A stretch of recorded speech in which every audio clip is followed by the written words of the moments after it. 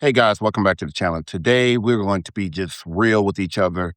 2026 is not the year that you want to wing it financially. Inflation, market swings, AI disruptions, all of these things definitely makes our future very uncertain. Not to mention the disruption in the job market as well. With that being said, we definitely have to be careful how we plan for our financial future. So today I'm giving you 15 must-have financial tips. I'm not giving you theory or hype, just practical moves for this year that you should consider. We're going to start off by automating our wealth. If your money decisions depend on motivation, you will fall off. Automate your investments, your savings, as well as your wealth grows quietly when you have everything on autopilot. We always talk about building an emergency fund. Some says 3 months, some says 6 months, some says 9 months, even a year or two. In today's economy, given the fact that job security is unpredictable,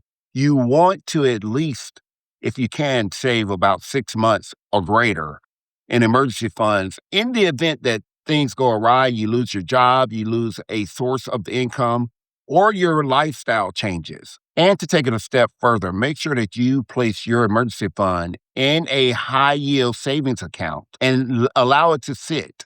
It may be a bit boring because there's no excitement there, but definitely you are getting a higher interest rate than any bank would give you. And you're also prepared for the future should you need that money. You want to invest consistently and not emotionally. Stop trying to time the market.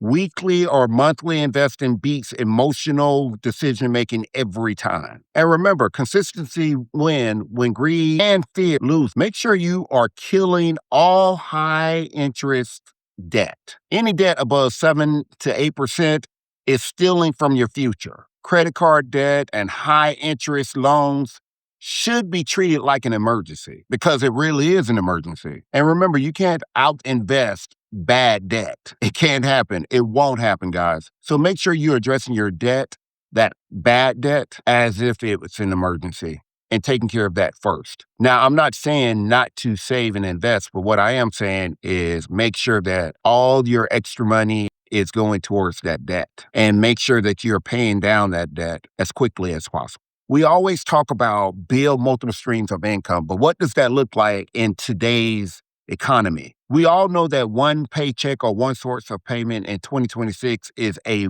bad idea. So I want you to start thinking about dividends, rentals, consulting, digital products, or AI assisted income. Financial security really comes from options. You need to exercise those options to generate additional income. Everywhere you go, everything is going up. It's going up. And many of us are always talking about inflation, but you want to avoid lifestyle inflation. Just because you earn more doesn't mean that you go and spend more. If you get an increase at work, it is definitely not for you to go out and buy or secure additional debt or buy things. Raises and bonuses should increase investments and not expenses. Just think about it. Wealthy people delay gratification. Don't forget to invest in skills that pay. The fastest ROI comes usually from skills that you've acquired that are high value. AI, leadership, finance, healthcare. These skills raise your income quite a bit, and a higher income will fuel your investments. If you haven't secured insurance, you want to secure insurance. And if you have it on board, you want to review it each and every year. I'm not just talking about life insurance or health insurance. I'm talking about life, health, disability, and umbrella coverage. You want to protect everything that you're building. I know insurance isn't exciting, but starting over isn't either. So you want to definitely look at these things and make sure that you have them in place. By all means, track your net worth quarterly. Income doesn't equate to wealth. Net worth tells the truth, though. Track it quarterly just to make sure that you're moving forward as much as you think you are. Be sure to secure or own inflation-resistant assets. Let's face it, equities, real estate, dividend growth, and select alternatives help protect your purchasing power, especially in the future. So you want to secure those things or as many of those things or those assets now. You'll thank me later. Also, Update your estate plan. A will, power of attorney, healthcare directives, and beneficiary reviews are required. Legacy doesn't happen by accident.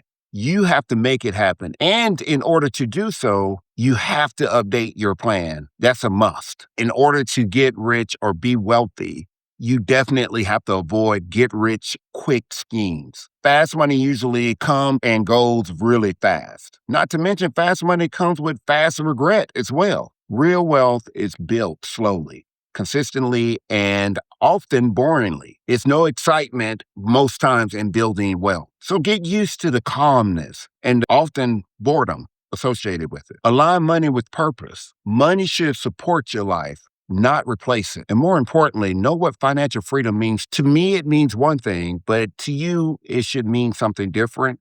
And maybe there are some parallels, but you should know exactly what financial freedom means to you and what it means to those people that you support. And overall, make sure that you adjust the plan. Don't abandon it. Our market will continue to change, our lives will change.